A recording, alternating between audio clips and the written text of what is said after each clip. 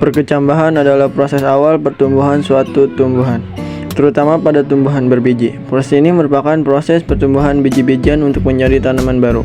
Perkecambahan dapat terjadi apabila kandungan air dalam biji semakin tinggi. Masuknya air ke biji melalui proses imbibisi. Air yang masuk akan memacu embrio dalam biji untuk melepaskan hormon giberelin. Kecambahan ini biasanya juga digunakan sebagai bibit atau diolah menjadi makanan. Tahapan ini memiliki tujuan untuk mencegah timbulnya patogen serta mencegah terjadinya dormansi yang dapat menyebabkan benih berhenti tumbuh, sehingga diperoleh hasil berupa tanaman baru seperti tauge dan lain sebagainya. Proses perkecambahan. Berikut ini merupakan tahap-tahap dalam pembentukan kecambah. 1. Proses ini diawali dengan biji menyerap air yang ada di sekitarnya, atau biasa disebut proses imbibisi. Proses ini terjadi karena adanya perbedaan potensial air antara biji dengan lingkungan sekitarnya. 2. Air yang telah masuk akan memicu aktifnya hormon giberelin pada embrio yang akan memicu sel-sel yang ada di lapisan aleuron untuk memproduksi enzim amilase. Enzim ini akan bekerja di endosperma untuk mengubah pati menjadi gula. 3. Gula yang dihasilkan nantinya akan ditransfer ke embrio sebagai bahan untuk pertumbuhan embrio. 4. Pertumbuhan embrio akan menyebabkan pemecahan kulit biji, koleptil akan tumbuh ke atas dan radikula akan tumbuh ke bawah. Tahap perkembangan terbagi menjadi 3. Yang pertama, tahap pembelahan sel diawali dengan fertilasi sehingga terbentuk zigot. Selanjutnya, zigot membelah secara mitosis untuk membentuk jaringan embrional atau embrio.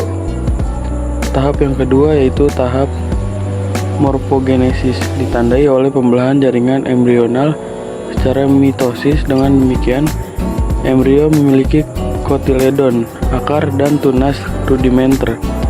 Yang ketiga yaitu tahap diferensiasi, terjadi ketika sel-sel pada jaringan embrional mengalami diferensiasi menjadi jaringan-jaringan seperti epidermis, korteks, dan stele.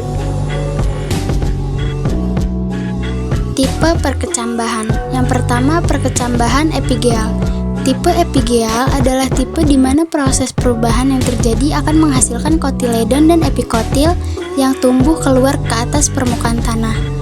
Hal ini disebabkan karena pada saat pertumbuhan embrio, bagian hipokotil tumbuh lebih panjang dari epikotil. Contoh dari tipe epigeal adalah biji kacang hijau, kacang merah, dan kacang kapri. Yang kedua, perkecambahan hipogeal. Tipe hipogeal adalah tipe di mana kotiledon biji tidak keluar dari tanah saat berkecambah, melainkan epikotil yang tumbuh memanjang yang menyebabkan plumula ikut keluar dari tanah.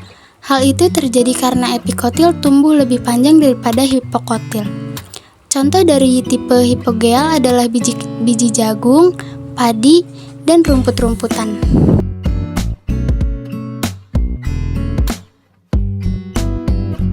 A. Faktor internal. 1. Tingkat kemasakan benih. Tingkat kemasakan benih merupakan salah satu faktor internal yang sangat berpengaruh dalam proses perubahan menjadi kecambah ini. Biji dapat dikategorikan belum masak apabila biji belum memiliki cadangan makanan yang cukup serta embrionya belum terbentuk dengan sempurna. Biji yang secara fisiologis belum masak biasanya tidak memiliki figur, daya untuk hidup, serta tidak memiliki viabilitas cahaya kecambah yang baik. 2. Berat dan ukuran benih. Diperkirakan bahwa benih yang memiliki berat dan ukuran besar mengandung cadangan makanan lebih banyak daripada benih yang berat dan ukurannya kecil. Cadangan makanan seperti karbohidrat, protein, lemak, serta mineral merupakan bahan-bahan yang digunakan sebagai bahan baku dan energi untuk embrio dalam proses perkecambahan. Oleh karena itu, faktor berat dan ukuran benih dapat berpengaruhi kecepatan benih dalam berkecambah. 3. Dormansi. Dormansi adalah suatu kondisi di mana benih sebenarnya hidup, namun tidak dapat berkecambah meskipun diletakkan pada kondisi lingkungan yang memenuhi syarat. Untuk proses berkecambahan, masa dorman bisa dipatahkan sehingga dapat dirangsang untuk berkecambah dengan menerapkan perlakuan khusus seperti direndam dalam larutan asam sulfat, melakukan stratifikasi, dan lain-lain. 4. Penghambat perkecambahan. Terdapat beberapa zat yang dikenal dapat menghambat proses ini, seperti larutan yang memiliki tingkat oksid tinggi seperti manito, naci. Bahan-bahan yang dapat menghambat respirasi seperti cyanida, fluorida, azide, hidroklamine, coumarin, aukin, herbisida. Faktor eksternal. 1. Air. Air memiliki peranan yang sangat penting dalam proses ini. Selain berfungsi untuk menghilangkan inhibitor, air juga berfungsi dalam proses pengurangan karbohidrat di dalam kotiledon biji yang digunakan untuk pertumbuhan embrio. 2. Cahaya. Kebutuhan cahaya juga merupakan salah satu faktor penting, dan ini bervariasi tergantung dari jenis benihnya. Ada benih yang perlu cahaya untuk berkecambah dan juga yang dapat cepat berkecambah jika kebutuhan cahayanya tercukupi. Selain itu, juga benih dapat terhambat kecambahnya jika terkena cahaya, serta benih dapat berkecambah jika tidak terkena cahaya. 3. Temperatur. Temperatur adalah kecepatan perubahan benih menjadi kecambah, juga dapat dipengaruhi dari faktornya temperaturnya. Temperatur yang digunakan bagi kebanyakan benih yang tanamannya itu sekitar 80-95 derajat Celcius atau dalam kurung 0-5 derajat Celcius. Untuk benih tanaman musim dingin biasanya 40 derajat dalam kurung 4,5 derajat Celcius atau kurang.